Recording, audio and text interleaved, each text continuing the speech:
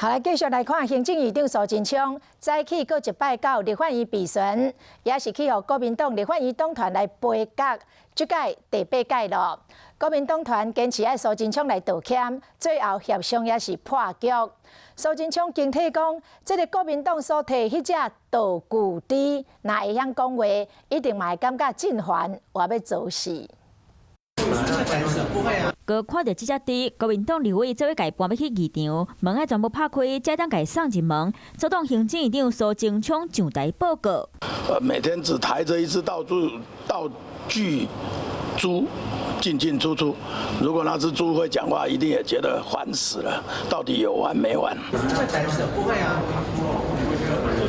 抬猪会很开心啊。 上欢喜的就是国民党立法院党团，因为加上这回第这苏贞昌上台已经来到第8回合，议程未当阁拖落去。立法院长游锡堃会再召开党团协商，希望争取共识。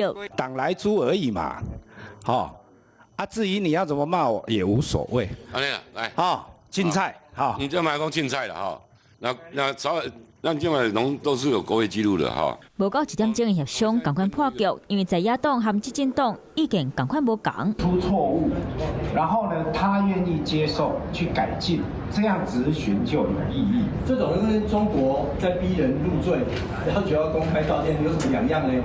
已经泡过去，行政院前院长江宜桦记录，苏贞昌这摆继续等，当时才会当正常运作，就等下晡4点协商后，再阁看敢有答案。